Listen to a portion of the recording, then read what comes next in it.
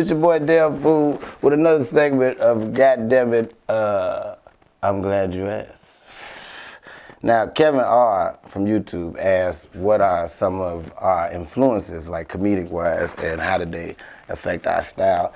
I would say my biggest influence is Richard Pryor. You know what I'm saying? Like, that's who I really like studied and watched, like, oh, this motherfucker is dope. You know what I'm saying? Like, I watched, that was like the first stand-up I ever heard was Robin Harris, Bebe's Kids. I had found the cassette tape around the crib and I listened to that shit. But so that was my introduction to comedy. But when I found Richard Pryor, it was like, oh shit. Like, cause it was, even though Robin Harris was, you know, like me, it was different with Rich, cause it was like he was real hood. He saw shit that I had saw, like winos and prostitutes, you know what I'm saying? My uncle was a fucking pimp, you know what I'm saying? Him and my mama was running some shit out the basement. Like, you know what I'm saying? There was a whole lot of shit going on in my house. So it was like, I could relate to a lot of shit that he was saying. And it was like, it made me not afraid to talk about being different from everybody else, or what the fuck I saw, or you don't have to be able to relate to the jokes I'm telling, because I can tell this story or paint this picture so well that even if you weren't there or didn't see it, you'll get it, you know what I'm saying? And that's what I learned from Rich. Like, he gave everything in his story life. Like, you know what I'm saying?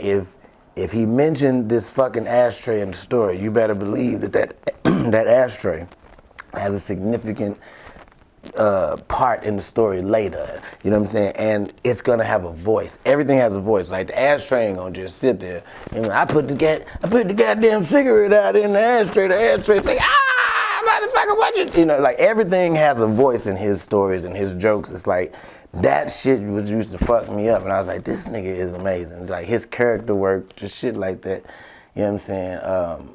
Plus through all that, he still had a message, and he was still saying something, like trying to relay a message to black people. He talked about race relations a lot, shit like that.